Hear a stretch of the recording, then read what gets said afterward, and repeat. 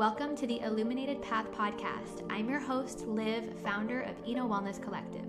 My wellness journey started with yoga, which led me down the path of exploring healing modalities like meditation, breath work, sound healing, mindset work, and so much more. This exploration inspired my mission to help others find what lights them up. Get comfortable and curious as we learn from experts, teachers, and creators who are lighting up their communities and living an inspired, expansive life. Let's dive in.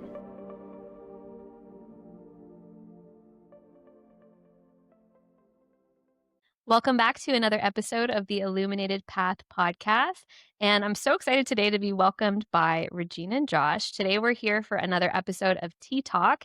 And the idea for Tea Talk actually came about last year. One of my interns who I put them to the test of let's think of some ways to spice up the podcast. And they came up with this idea to get questions from the listeners, to invite some special guests, and to have some tea while doing it. So we are here at Solid Grounds Coffee Shop. Shout out to them for allowing us to record here as well as for the tea. And so welcome to the show, Régine and Josh. Happening.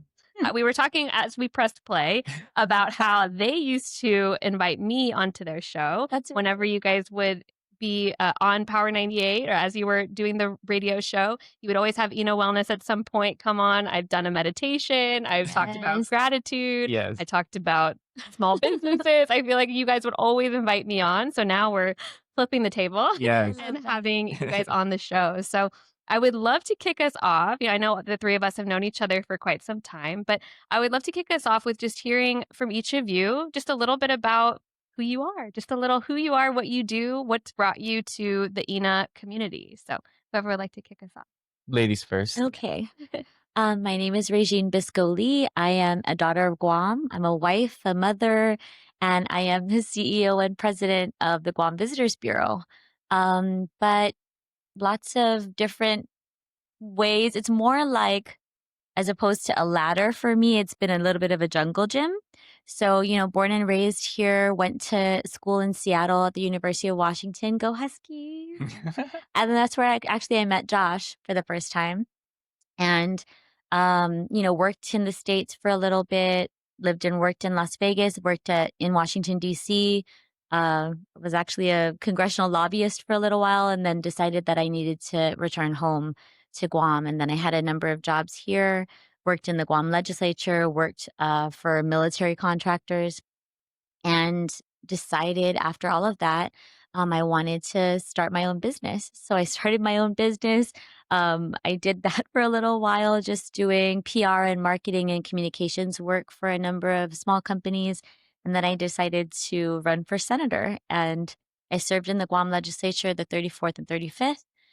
Took a little break, went back to owning and operating my small business and spending time with my children. And now I'm back in public service at the Visitors Bureau. It's been 5 months and a week, I think, since I've started there. Wow. So yeah, I'm very grateful to be here.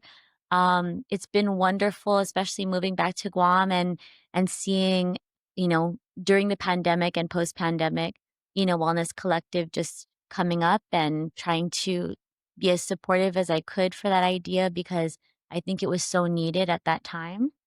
And every single thing I feel like you do, Liv, I just want to be there and be very supportive, because it really is, the last part is one of my favorite things, the collective of it all, and really, highlighting local businesses and bringing people together. And I just think it's such a special thing that you've created, and the community around it, and all the events I've ever attended, just everything. I'm a big fan. So.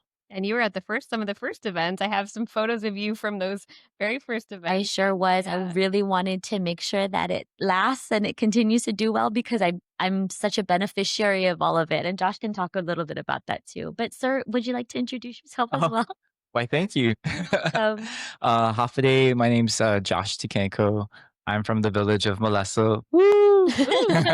Viva! Born and raised in Guam. A proud product of the public school system. I have lived off island as well in California. I went to school at UC Berkeley, and my spring break time frame, like I would go and visit all my friends up at University of Washington and Seattle U.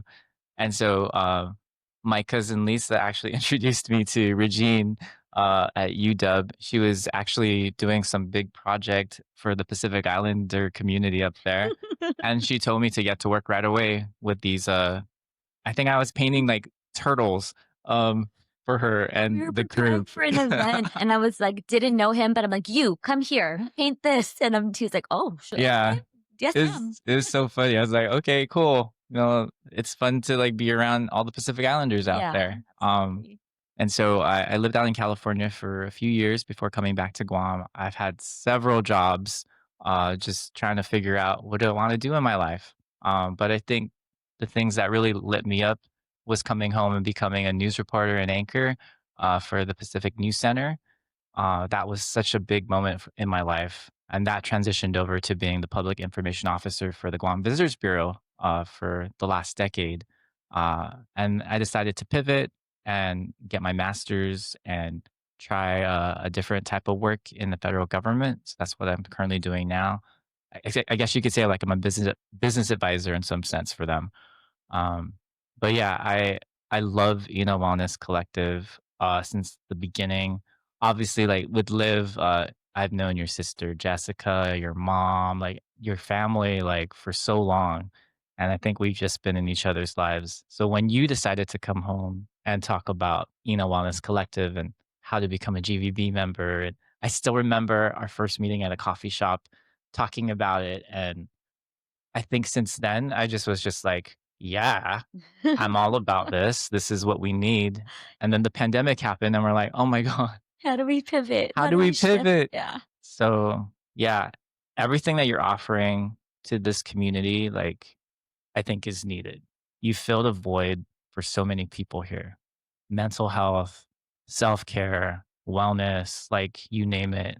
So many different spaces that people are now brave enough to explore. Oh, So, Josh, yeah. thank That's you. why I brought them on the show. Awesome. Yeah. You So two have been really such a front row. Like you have been front row since the beginning, literally since I just moved back, first yeah. events, pivoting in the pandemic, trying new things, Yep. right? Exploring like how do we do this retreats, coaching, wellness, Yeah. tourism, the whole thing. Yes. So I loved having both of you as part of the ENA community Yes. and just also again getting to work in with each other in different ways, right? And Mhm. one thing I hear in both of your paths is just that courage to like do different things, right? You Yeah. both have had career transitions, you've had Huge. Yeah. pivots, you've had, okay, is this an alignment or a bigger opportunity and expansion? So, and using your voice a lot, both of you have used your voice in a big way. And Yeah. that's what this podcast has been for me. It's like personal development journey by just using my voice, which Mhm. is, I know you both know is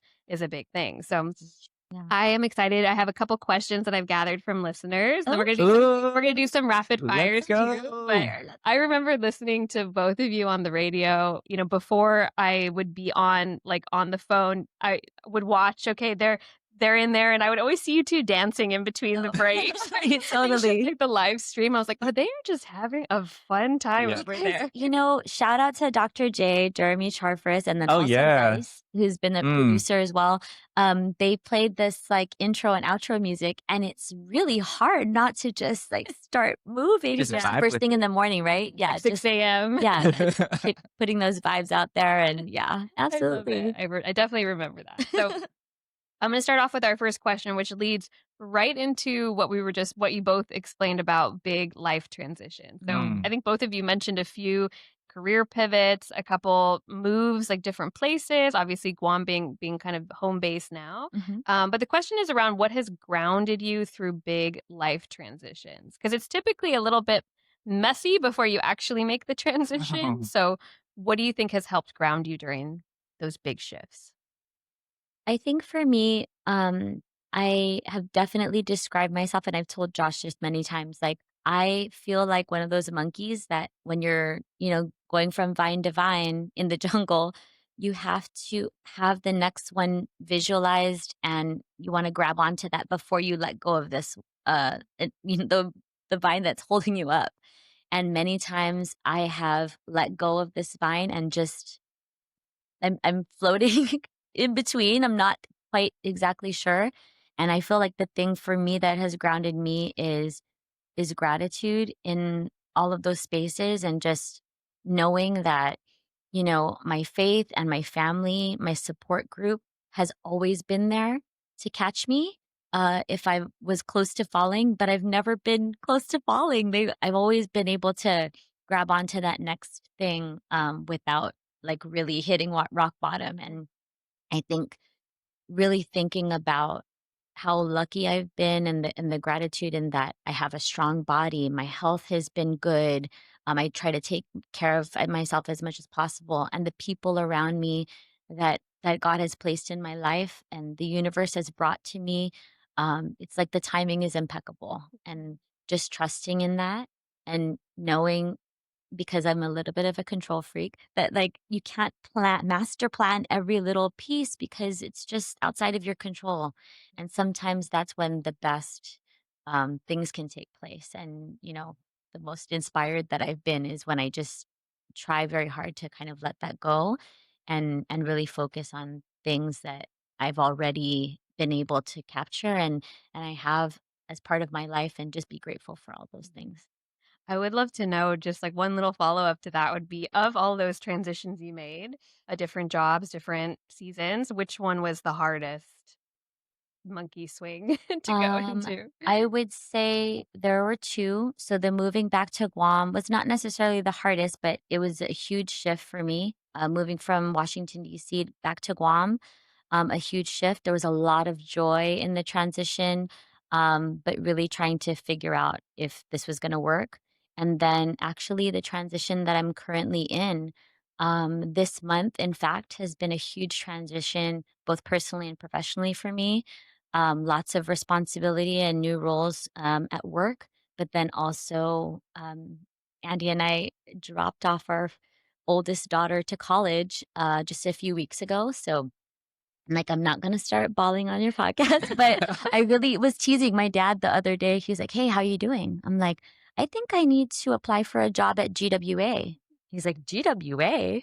Like, "Yeah, because every morning when she calls, it's like Guam Waterworks. I'm just crying because she's good. Yeah. And your mom has told me this, like, but it's a very important transition as a mother, as witness her be good. She's Mhm. good to go. Like she has everything that she needs for success, but kind of transitioning from stage manager, mom, director to audience member and watching her like move into this next season of her life has been a huge transition for me too.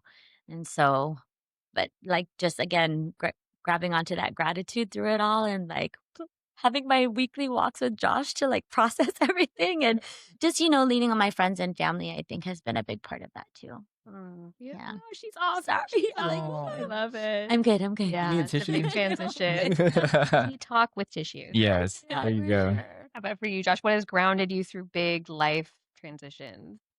I think the theme of gratitude has been very prominent in my life as well, including prayer and just that faith in God and that everything will work out. Um, yeah, for me, like this big transition between leaving GVB into this unknown space that I've never really explored has been um, really challenging at times because I locked into those different identities before, um, and now I'm like, what do I become now, and what does this version of myself like require? And so that's been probably where I've experienced the most growth because I can go into back to those versions of me if I need to, but becoming this new version of myself like requires faith and finding your light again. And for this year, like light has been like a constant theme for me. Like how do I spark that back up again? How do I make things a little bit lighter for myself and other people around me? And so faith, gratitude, and just having that thought that everything will work out in the end. And the people in your life that need to be there, your family, your friends, like those are your anchors. Mm. You need to hold on to those, especially when times get tough. Yes. And I definitely know a lot of people I resonate with, and I'm sure a lot of other people resonate with that idea of being like your identity can be connected to your job, that people Yeah. know you as like, oh, you're Josh that works at da da da, and they can you hold on to that, like, oh, I'm Josh that works at this place. Yeah. And that when you leave that, there is a bit of like grief, right? That goes with like, okay, that's not me anymore. And I love that your Instagram is just Josh, because it's like, it's just you, right? It's just me. Doesn't matter where you work. Yeah. People do tend to ask that as like a first or second question, Yeah. especially here. Is like, what's your name? Where are you from? You do. What's your Yes. family? And where do you Yeah. work? Right, It's your right. family Yeah. for sure. So just being able to decouple that identity, right, of like company to person. Right. I love that. Lots of That's so true. gratitude. Yes. Big Yeah. transitions, big Yeah. life transitions. More to come to. So another question that came up from a listener was around balancing your wellness with your demands of your career. And I know that we had talked a little bit before about, or you guys were just talking about the walks that you do together, which I love. Both of you I know are very active. When I think about two people that are really like living a very active lifestyle and just aging so gracefully, like both of you are really crushing it. I'm like, they I look look definitely so older than him. Thank you. I'm older than you, right? Yeah. Just Well, by a no, few months. yeah, So it's okay.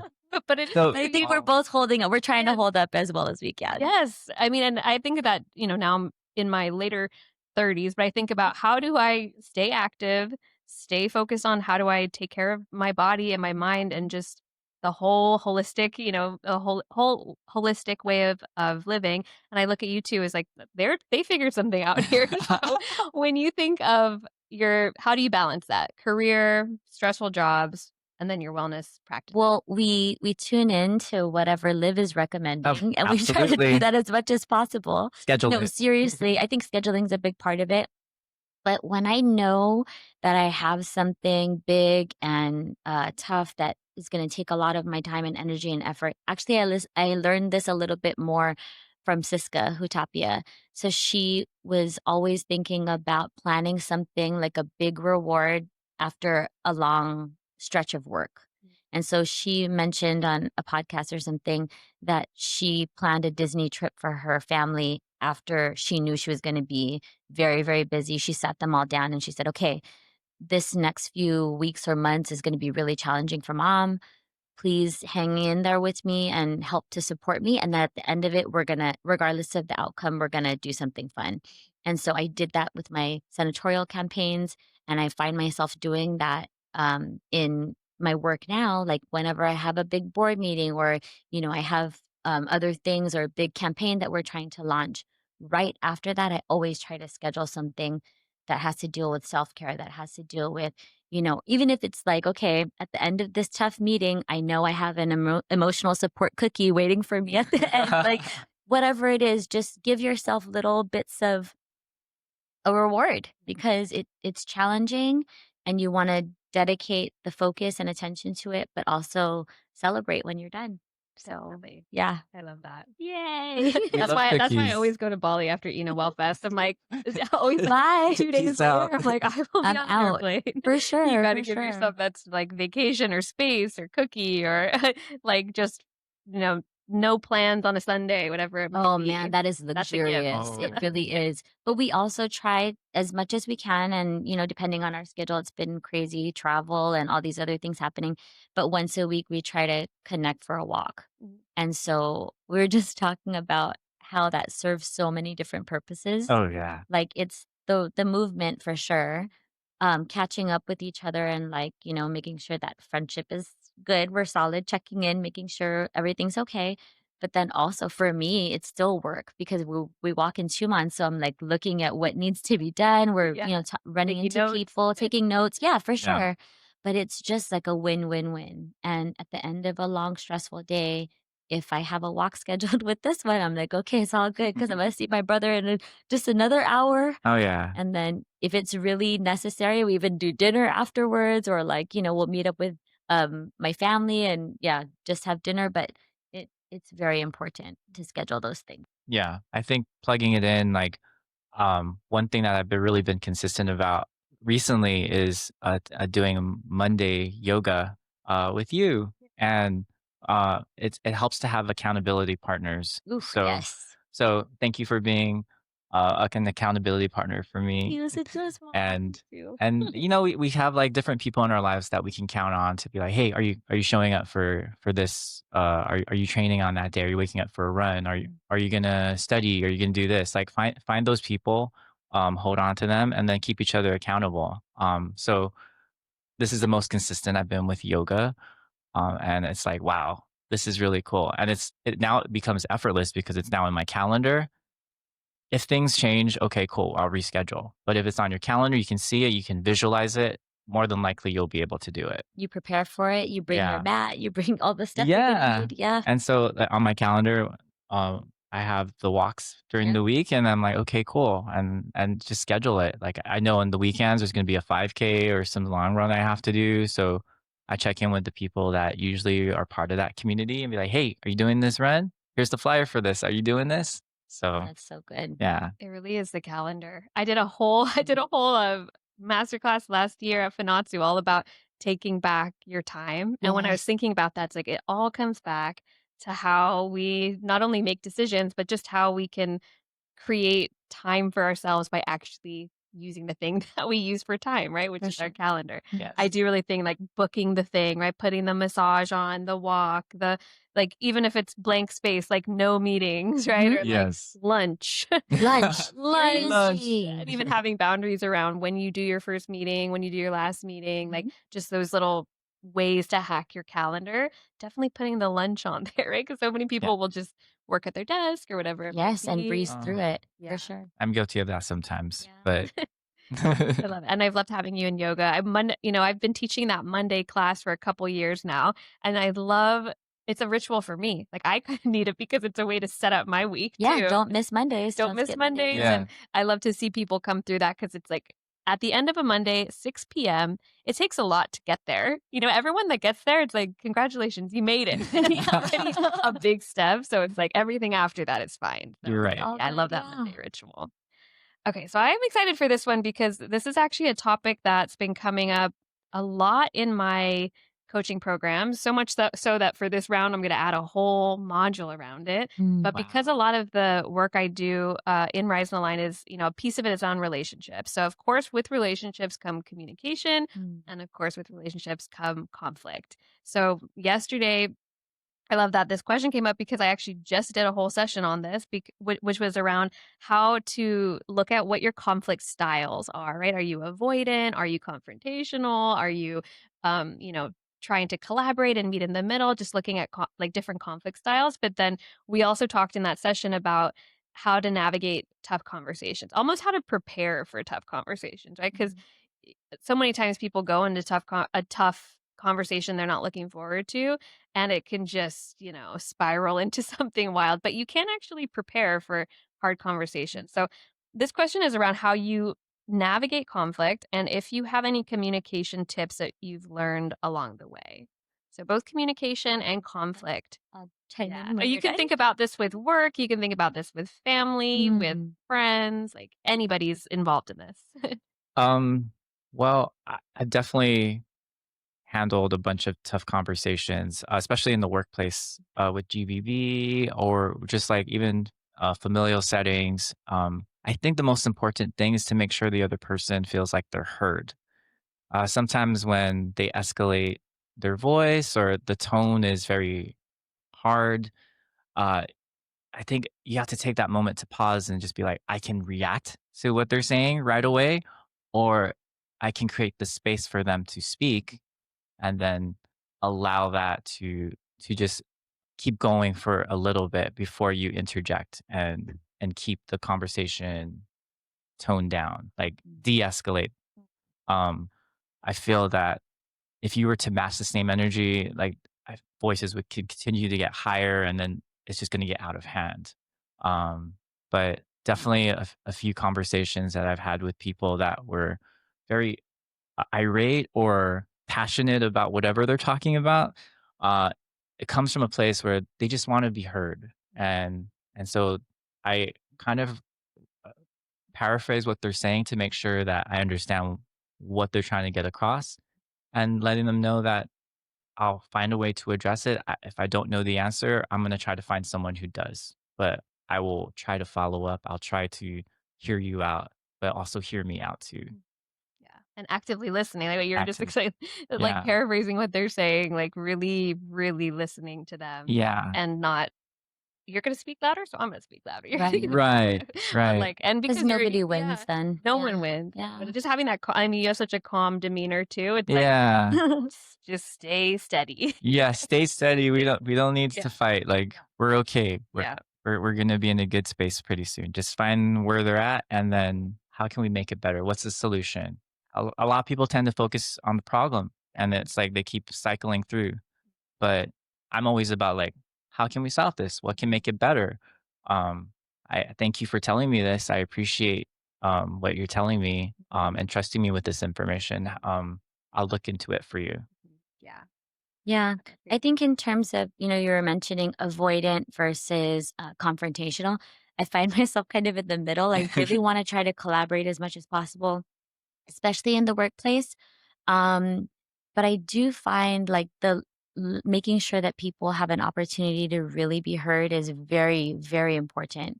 And then also, yeah, giving them the space and not just preparing for what you're going to say next and like how you're going to respond to that. Like it just, it takes a little bit of time to master some of that. And especially for me in relationships and even in friendships, like I get excited very easily.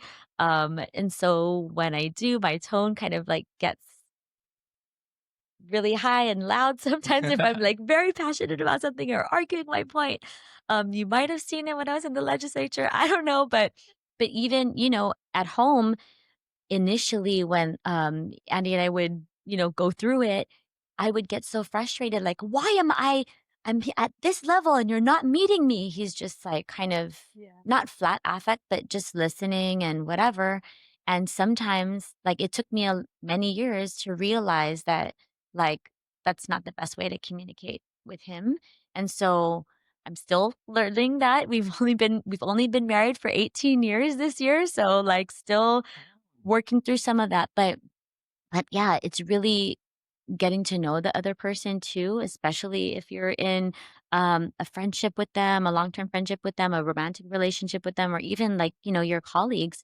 One of the things I did when I was in the legislature is asked my team to take I can't remember what it's called, not it's like not Myers-Briggs, but there's like another personality test. Mhm. And so we did that as part of one of our staff meetings. And my personality was ENFP, and it's called the campaigner.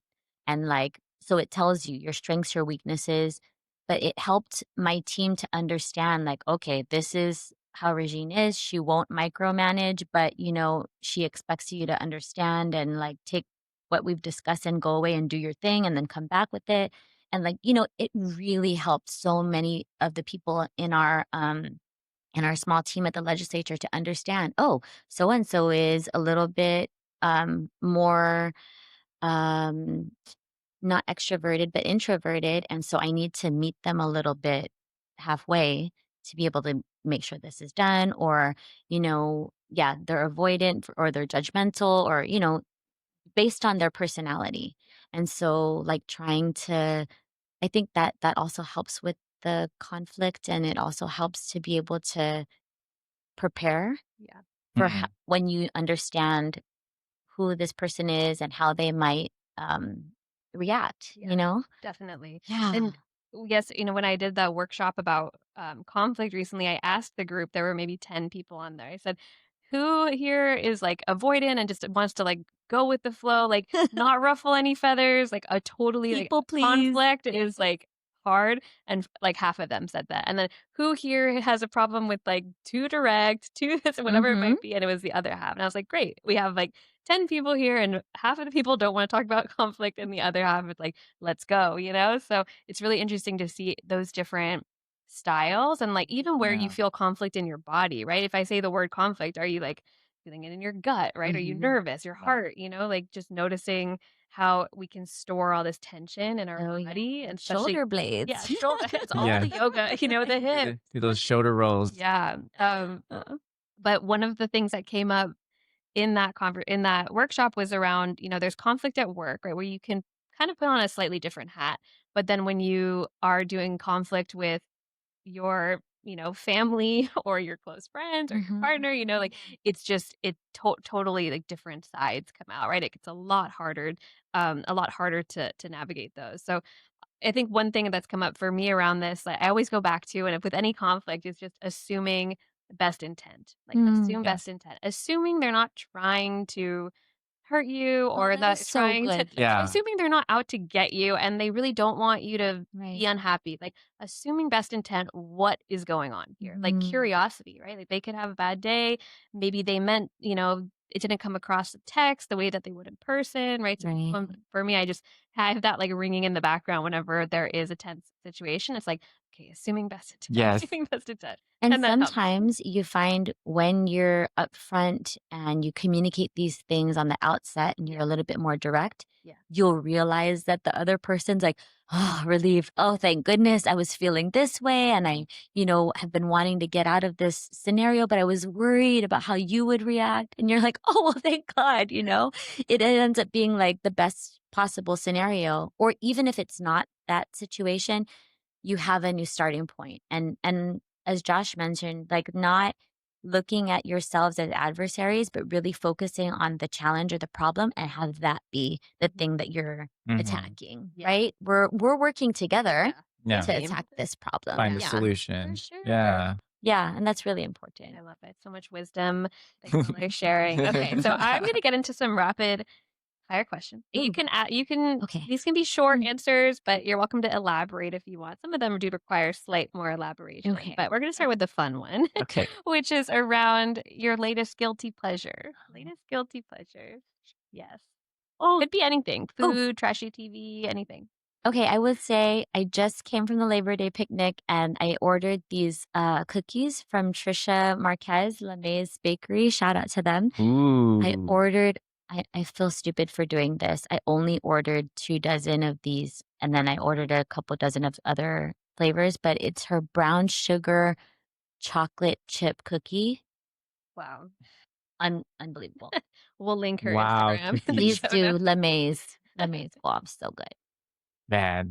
Sorry, cookies. Yes. So I try to schedule chiropractic appointments like every month or so. And my chiropractor is actually in the same space that Solid Grounds is at. So afterwards, I always have to get myself a treat. Nice. And so I love their banana pudding here. But Solid Grounds. Shout out to their banana Solid Grounds. pudding here is really good. But they have their line of protein shakes. And so I tried to make my own concoction. So I have my protein shake and I asked them to put a scoop of the banana pudding in there. In the shake, and it becomes like a like almost like a meal replacement. But I get the chia seed bowl too. But I have to Treat have that yourself. every. I think I have it way too much here. So Balance chiropractor. yeah, I was like, it's health and wellness, and I treat myself like Exactly. I deserve it. I love it. You do deserve those are it. good guilty pleasures Yeah. for sure. Both food related. Yes. Which leads me to my second rapid fire, which I know we're officially coming up next week. We're in the holidays already. We're in the moly. you were the one that said we're in the Burr months. We're in the Burr months. So favorite holiday and or tradition. If you have a holiday tradition that comes to mind. My favorite holiday is Christmas, without a doubt. It's also really close to my birthday. And favorite holiday tradition is baking cookies with my kids. And sometimes we bring, other family members or friends over. And I like to make my own gingerbread. Like it's a whole thing. We do royal icing. Like, yeah, I love it. It signals like the real true start of the holiday season. I'm seeing a cookie theme here. I know. You love love Christmas cookies. too, right? I love Christmas. I already started my countdown. Bell ringing. Yes. Bell ringing. Everything. Yes. Christmas is my favorite season. I feel like I'm a little kid again, and I get to like. I feel like my love language is gifting people, so I definitely like try to gift all my loved ones with presents or something that they think they might need. But tradition wise, Salvation Army, I'm a bell ringer around that time. So I have my bell ringing partner Tara, St. Augustine. How Like, many years have you been doing oh this my job? god, I think Years? it's Many years? yeah. Well, I started since high school, middle school, high school when I was like in NJHS and NHS. But when I moved back home, I was like, let me just continue the tradition again. So I think this will be our 18th, How It's 19th incredible. year. He has the Yeah. it's hat, he has the tradition. belt, he has the music, Yeah. like, And it's so I the make it whole a thing. thing. Like we'll like a bunch of my friends will come and we'll dance around. We'll just have a good time. So good. Um, but yeah, that's been a big tradition of mine. And then also I love Home Alone. So I watch Home A classic. Alone 1 or 2 and I have to watch that every year. With a big cheese pizza just for you. Yeah. September 1st, I feel like we can already start all of that, Oh right? my Yeah. gosh. That can start. Yeah. Well, if Liv says that. Yes. Yeah, if Liv says That's it, the right thing then to do. we should. What's your guilty pleasure? My guilty pleasure, I mean, reality TV. I love that you Trashy turned this on TV. her too. Like, let's I'm do it. I'm Love curious. Island, Love Island? Bachelor, UK? Bachelorette. We do Wow. all the Ooh. trashy TV. Okay. Yeah. Okay. And Tim will watch with me too. Oh, thank goodness. And also all the like competitions, like The Voice, American Idol. Oh, yeah. Ooh, That's all also me. very Mm. good. That's all me. Yeah. Yeah. You can ask me the questions too. That's great. I would say Christmas for holidays too. Christmas? Yes. And definitely how about Christmas. tradition? Tradition? We always do Christmas Eve dinner at the family house, and then there's always a Santa Claus, like a real, like either a boyfriend of someone or we've hired Santa Claus. Yes. So, but it's always like a surprise, you know. Yeah. They come, it's like they roll up in the back. Now Sky's the only kid, so Oh it's my like just a bunch of the goodness, it's about cousins, him. and it's all about Sky now. I love it. Yeah, so we pass it on to him. That's great. Okay, so someone that you really appreciate lately. So think about someone that if you could give them flowers, you would give them flowers. Right? Someone that's just been helping you out lately that you're like, this person is my angel lately. Who would you give those flowers to? Ooh, I would give like maybe I had two separate ones. One would be my sister, Rachel. She's just like been a constant throughout all of the different phases of my life. I'm like, okay, again, don't cry. And then also my assistant, Kiana, brilliant, like just very on top of things, very like anticipating people's needs, not just mine, but like, yeah, she's wonderful. So shout outs to Rachel and Kiana. Oh, Flowers amazing. to you guys. Yes. Where would you give your flower? I think my parents, um, They just celebrated something big. yeah, they celebrated their 45th anniversary last month. That's Huge. And so, yeah, so I was able to like help them mark the occasion and put up in the hotel. And my dad, he's been on this recovery journey on his own, and he's saying like he got cleared for swimming, and I was like, oh, okay. So he's like, boy, can you hook us up? And I'm like, what do you mean? He's like, like hotel, like whatever, right? And he's like, he was thinking about all these other hotels, and I'm thinking like, how are you gonna get from the lobby area to the pool? And so put him up at the Hilton because it's closer for him. And they had such a great time there. Yay. But yeah, my parents, they've been through a lot so far, and I feel like they still continue to help support me. Every weekend, I always like try to spend time with them, and um, yeah, I always try to just be present because I know that they they it's only my sister and my sister lives in Florida, and I'm the only one here, so I try to be as present for them as I can be. Obviously, like things get busy with work and scheduling a bunch of things. But yeah, I think they're my biggest support system here. Beautiful. How about you, Liv? You guys are you're on my show. No, because I would say my mom, Oh yeah, I mean, she is Ina's number one fan. she is. Ambassador. She's been off island for a couple weeks, and everyone at like yoga is like, "Where's your mom? Is she okay?" Because she's such a big supporter, right? Not just being there, but she's voting. She's sending to her chats, "Vote Pika's best."